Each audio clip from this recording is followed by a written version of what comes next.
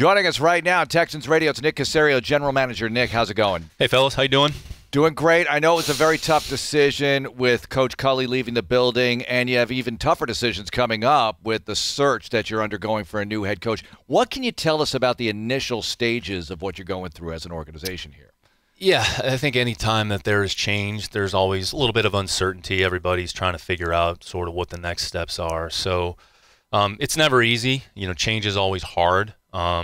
To a certain extent, you have to be willing to make changes that you feel are appropriate and make tough decisions, and ultimately you have to think about next steps moving forward. So there's probably a lot of questions, and our responsibility is ultimately just try to get those answered as best we can, not necessarily in a timely fashion, but just the right way, and then just to provide stability and a solution to whatever our situation is going to be from a coaching standpoint. Nick, you've been here a little over a year now. When you think back to where organization was, organization is, what are you most proud of? What are the things that you feel have been put in place to help you move from here going forward, setting the foundation of the organization moving forward? Yeah, I think it starts with the people. I think we have a lot of good people in a lot of different areas within the organization, whether it's our current coaching staff, understanding there's going to be some changes there, to the players that we have on our roster, that were on our roster, some of whom might be not under contract for next year, some that are under contract for next year. And I would say just the overall, optimism, I don't know if that's the right word, but just the attitude and the ability to understand we're trying to build something here that's really cool. It's going to take a lot of time. There's a lot of steps that are involved. I think the big thing, the overarching theme for us organizationally is to understand that the standard and the expectation is very high, and that's a good thing, and we all have to press and push to get ourselves in a position where everybody upholds that standard on a day-to-day basis. And when you implement processes and standards, ultimately the goal is you hope those will carry over into the results and what happens on the field on Sunday from an overall, I would say, team and an execution basis. It's interesting because any team that's looking for a coach, the outside media, fans, they say, well, if you had a defensive guy, now you're going to go for an offensive guy, or vice versa, whatever the case may be. How tough is it to identify candidates to fit what you want to do here? Yeah, it's a good question, Mark. I think what you have to do is just think about the Houston Texans, not necessarily about what is everybody else doing or what is everybody else looking for. So take inventory of where we are, what do we have in place, what's the organizational philosophy and ethos that we want to build, and then who are the people that maybe fit that criteria of what we're trying to do. So going back to what we talked about just a little bit ago, there's some really good people that are in place. I think ideally you don't want to have to displace too many people, but understanding when you do make change, you might end up displacing some people, and that's just part of the process. So we just have to look at our situation and decide what makes the most sense for our team, for our organization, for our group, and whatever that looks like, then we have to back that, put belief in it, and then just ultimately move forward. Nick, I know you had to make this decision with removing David Culley, but you also talked about he did have an impact on this organization for the year that he was here. What impact did you see from him over the time that he was here with you and this organization? Yeah, and I think you all saw it on a week-to-week basis. Just his consistency, his attitude, his leadership, his just spirit. Yeah. Was, honestly, I don't think there's too many people like that in football, and he's the same person every day. So I think that speaks to the individual. And when you see that consistency day to day, the players, they certainly feel that, and they, gravitate towards that, and they appreciate that. So I'd say from a working environment standpoint, I think David was able to create a very good working environment. So, and I think that was consistent from the time that he took the job to, I would say, to the very end. Nick, does your phone blow up with agents right now? How does all that work? Let's go behind the curtain here for a minute. Just tell us about some of that stuff. Yeah, no, that's really how it works. You have, I would say, coaches, agents, text messages, emails, back channels, try to get you information. So there's a lot of flow of information. I think what you have to do is, go through your inventory and go through your checklist and process and, identify some players the coaches that you feel may fit, on a variety of different levels. Now, that doesn't necessarily mean that that's ultimately going to be who the head coach ends up being, but you have to start somewhere. I would say there's definitely been, pretty significant interest from the outside. And I think that's a credit to, honestly, to probably what, David helped put in place in the foundation. So, I think there's some pretty good things in place, and, we got to try to continue to build and grow just organizationally moving forward. So are you OCD enough that when you see the little red dot by your phone, it just drives you crazy like me? I try to keep my phone off here to the side, because otherwise if you get, a text a minute, it's going to take you away from doing something really important. So new coach coming in, is there a particular trait or a few traits, Nick, that you want to see in the new coach that's going to come in here, regardless of when he or she comes in? What are you looking for in that new coach? Or regardless of offense, defense, and their experience, right? Yeah. I was asked that in the press conference, and I think a lot of the qualities that David possessed, are certainly going to be, I would say a part of that, the leadership, the consistency, those are all going to be important. And I think, what's the vision? How do they view, I would say, whether it's our team, the things that we're doing offensively, this infrastructure and system that we have in place, either from a scouting standpoint or how we identify players. So how do they view those things? What are some of the things that are important to them? And there's no, I would say, right or wrong answer. There's just the right answer for the Texans.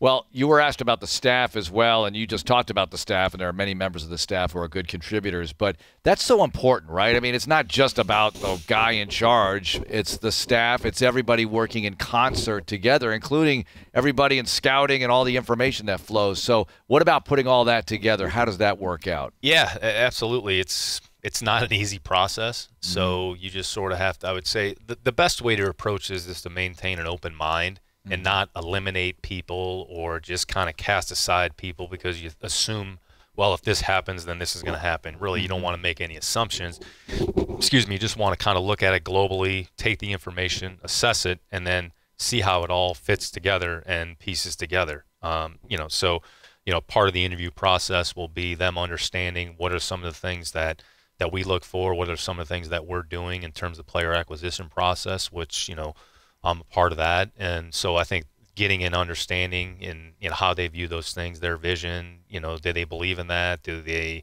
maybe see it a little bit differently, or how do we improve it? A lot of these conversations, what you find, are very organic. So you kind of go in, you can have a checklist of like, okay, we have to ask these questions, but a lot of times it doesn't even go that way. You kind of start and then it veers, I would say, a variety of different directions. So being open-minded, not eliminating any options, I think that's the best way to approach it at the beginning.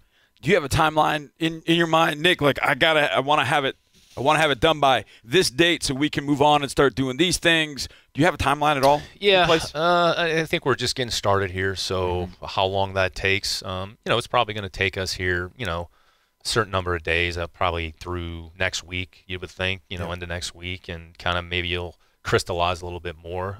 You want to try to get something in place sooner rather than later, but you don't want to rush or be hasty with your decision. So it's a big decision. It's an important decision. You just want to make sure it's the right decision.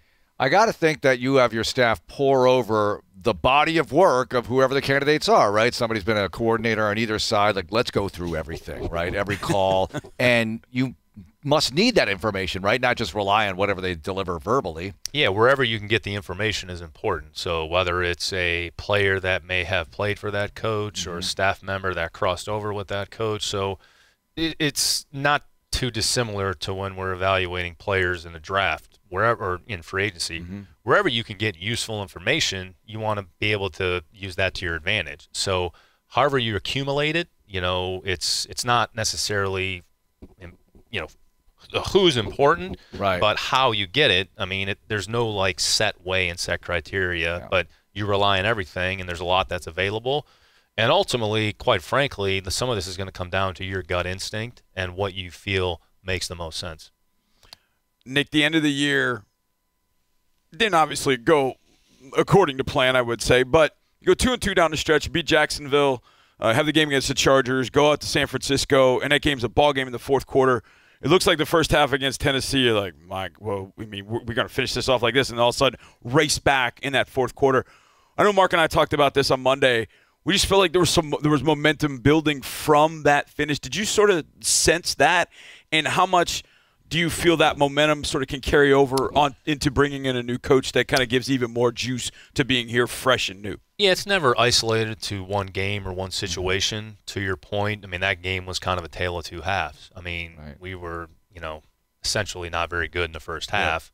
And in the second half, we played much better as a team. So I think that's just an example of if you get your team to do those things on a consistent basis, what it might look like over the course of X number of weeks and games. So, there was certainly a lot of positives from the play of Davis to, production of Nico to the way the defense was able to get stops. One of the things in that game we actually did a pretty good job of, played decent in the red area, which I would say defensively over the course of the year, not to go through an evaluation of the season, but, as probably from the middle to the end of the year, we actually played pretty good in the red area defensively. We were able to get some stops, force some field goals, or force a fourth down stop. So, you saw some of those things show up in those games. I think that kind of encapsulated our season. You saw it in fragments. You saw some good things.